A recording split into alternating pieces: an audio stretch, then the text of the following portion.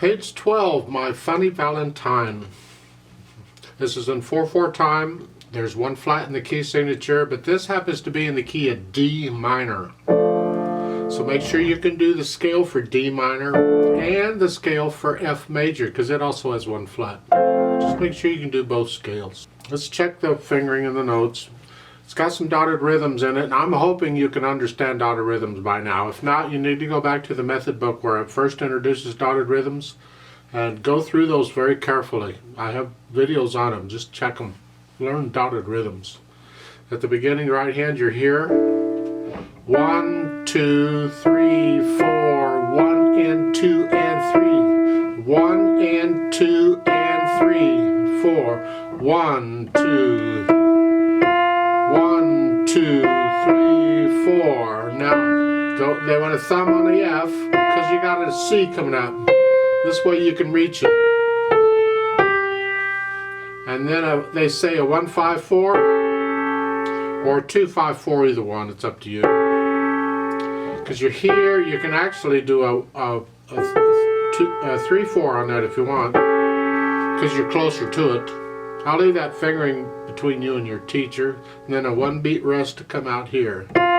Measure 13, here again, same rhythm, different notes. Thumb, and then a 1-3, and the idea between that is it sets us up for the chord here, and because you can do a 1-2, but now we're out of position for the chord, so a 3 is better. Could do a 4 there too, but we'll do 3. And then last measure on page 12, 3, 4, measure 16, 2, 1, and then a 1-2, 1 and 2, and then reach up, and 1-2, and that 1-2 is important. Make sure you do that fingering. That's good. And we go on, and then reach up, E. It's an octave, and then a 1-2, and then a thumb again, and then here that measure 24 is a G, an A, and a C sharp, and then lift up during the rest and come down, like we've had this before. Now on measure 28, you're here, lift up and move. Yeah. Try this on measure 28. Here, put the thumb on the half note here. That way you can just reach up and get third finger. I recommend that. Even though you're going to lift up for the phrasing, I don't care. I want to connect it with the fingers if I can. I want to feel it. And I can do that better. And then I think we're fine.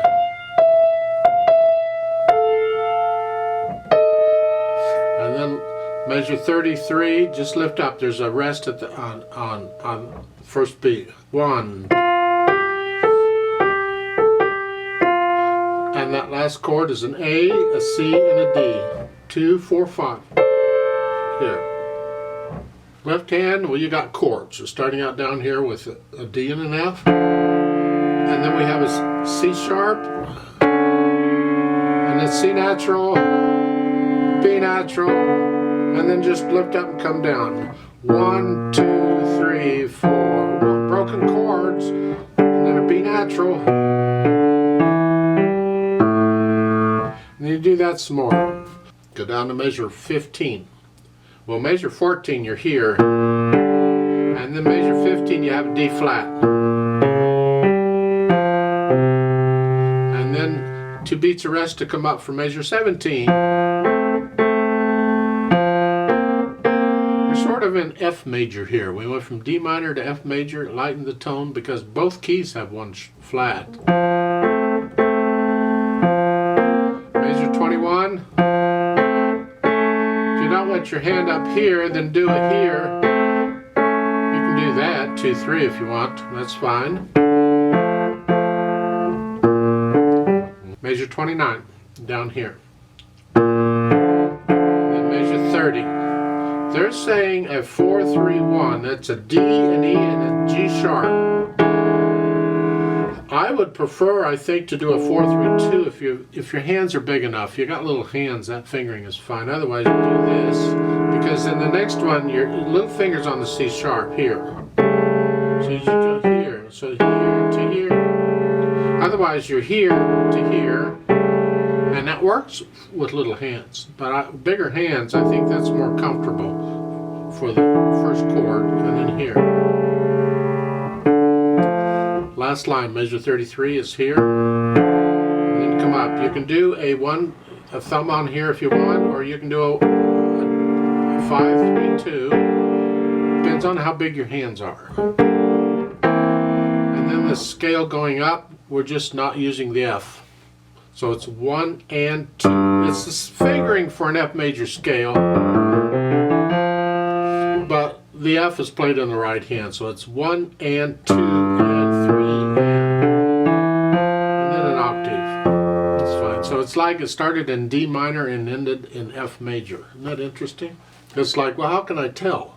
Because usually I look at the end. What does it end on? That's F major. Okay, this is an F major. But then when it takes off, I mean, that's D minor. What does it sound like? What key does it sound like? So page 12 is a D minor. Page 13 is an F major. Tricky. Yeah. Put the hands together.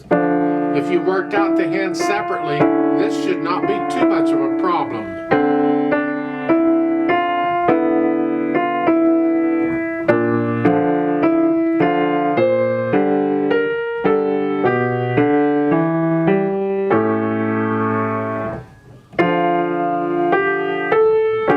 Then it may be a problem. It's not a problem for me. So you go through and work it all out, both hands together, and then go back through and get rid of the hesitation so it is a steady beat. This is not a fast piece. It's a fairly slow piece, but it's got to be a steady beat. As far as the articulation goes, it's just slurring, the phrasing. Just follow the phrasing, and you have to, a lot of it, because there's a rest. You have to lift up. The left hand, I would keep this as connected as you can, all the way through. You can't because of the chords.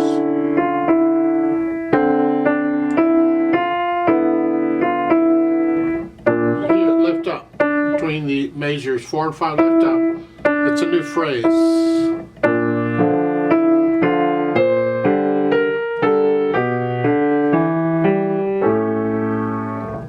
So put in the phrasing, and then for the dynamics, again, it applies to the melody. Whatever you think moderately soft is.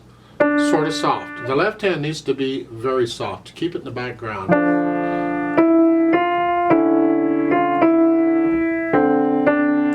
And when you get to like measure, 7?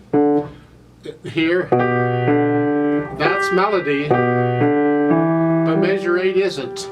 That needs to be soft. That needs to be like the background, like the left hand was doing. So that's out. This is. So the listener, when they're listening to this, knows that's not melody. That's not another note. That's something else. And then you take off again. So you make this melody sound different from the background. And you don't do it by making the melody sound loud. You make the background sound soft. And the melody just does its thing. In other words, don't adjust the melody for the background. The melody rules. You make the background softer, and whatever the melody needs, that's what the background needs to do. Now when you get to the bottom of the page on measure 16, the chord, you come up to moderately loud, just sort of loud. The left hand's still soft.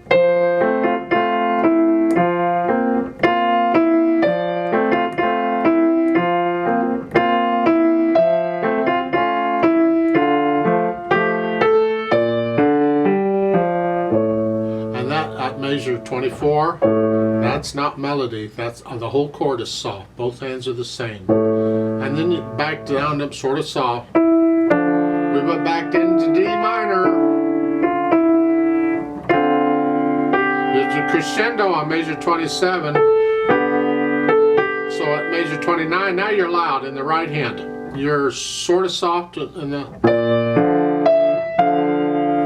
sort of soft to sort of loud in the left, but keep it behind the or lower than the right hand.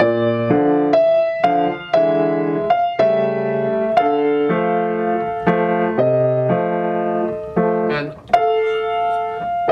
make that come down about a moderately loud there on measure 32. The left hand's soft, but when you get to measure 33, you're loud. You're still loud.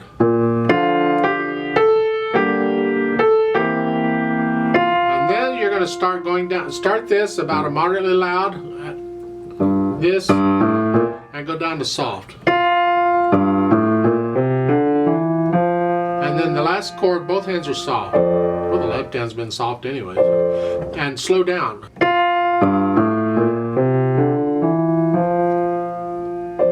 And then the fermata, hang on to that for a little while, and everybody claps and thinks you've done a wonderful job. It's just okay. As far as the speed goes, Andante is kind of a nice leisurely pace. It's not really slow. You can find recordings of it. Depends on what time of day it is for me and how much coffee I've had to drink or whatever. My problem on this is I want to speed it up as I go. I'll start at one speed.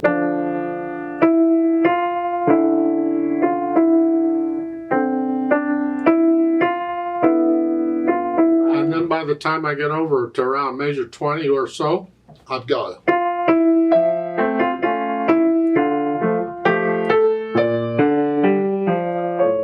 I've sped it up. No, bad idea. Use a metronome if you have to, but keep it slow. And again, the thing we can do on these slower pieces to help keep them slow is simply subdivide the beat. We count the subdivisions, and that helps to keep it down. So rather than thinking 1, 2, 3, 4, 1, 2, 3, I go 1 and 2 and 3 and all the way through. And that keeps me from speeding it up. So it's 1 and 2 and 3 and 4 and 1 and 2 and 3 and 4 and 1 and 2. I feel that I don't really count it. I'm not thinking one hand. I'm thinking subdividing. I'm thinking eighth notes all the way through. I'm feeling that eighth note pulse all the way through. And that takes a little bit of practice, but it's a good idea to develop that skill. And then on top of that, they add pedal. Well, that's kind of nice. This piece really needs pedal because it's very dry otherwise. And this really is it's a love song. No. This early in the morning, still drinking coffee, forget love part of it. So, yeah, we can add pedal. Now, they're adding pedal, as near as I can tell, more for the overtones than anything else. But we do need it to connect these chords. My problem is they're not connecting the chords at the beginning. You can't connect these chords without the pedal. And I would very much like to have these chords connected. But we don't want to pedal into the other because we want it more of a dry, clean sound to start with. And then when we get to measure 5, we add the overtones just for that, for a few measures. And then we go back to clean again. But then whenever it gets exciting, like at measure 17 or so, that's all pedaled. We want the overtones. We want the additional sound. And of course at measure 29, this is like the climax of the piece. You're loud. You definitely want overtones going on here. But we don't want to smear it up too much, so we have to watch out. It's going to be overlapping pedal, just like it's shown. However, I want to connect the chords at the beginning and all these other areas in this piece like the beginning. Because it happens like a measure 9 across, I want to connect those chords. And then at measure 25, I want to connect those chords. So it's going to be the same. And it's going to be kind of a legato pedal. And that is, I push the pedal down only long enough to connect the chords in the left hand, and that's it. For instance, the first measure I'm here, and then right before I change the chord, play the other chord, I'm going to push the note down, and then play it, and immediately lift up. So it's here, here, here. That way I get the clean sound I want, but I can connect the chords. You know, measure 4, at the end of measure 4, I'm going to push it down to connect it, but then I'm going to change it now because I'm going to keep using it. And it's overlapping. So at the beginning, you see this?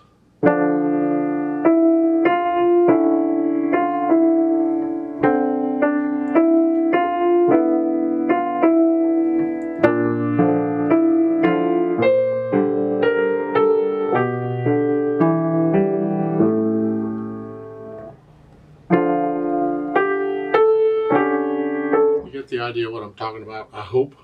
Now at the bottom of the page 12, it's measure 16 here. Lift the pedal up with the hands. I want a little silence. It's a new phrase. And you don't pedal those. But it's like taking a breath. So forth. So do that. And then of course at the bottom of page 13, you don't pedal that. You pedal this for the overtones. And then at the end, the pedal and the hands come up together. Ta-da! Isn't that wonderful? That's okay.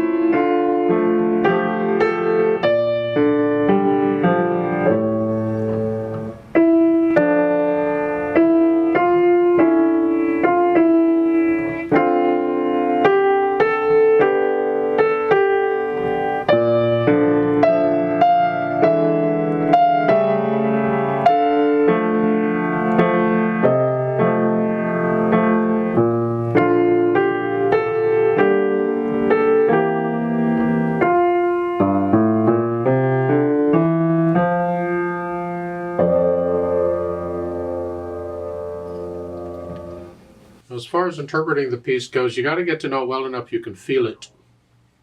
If you listen to a singer sing it, and not just one singer, you listen to several singers, you can hear how they interpret it. Because you can get a little louder and softer as you feel it. It's here. Or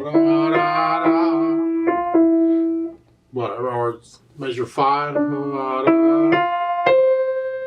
You don't always crescendo just because you go up the keyboard, but a lot of times you can. It's called shaping the phrases. So you start the phrase out and you kind of grow in it, and then you come off at the end of a phrase. That's typical. So you have to experiment and you need to feel this.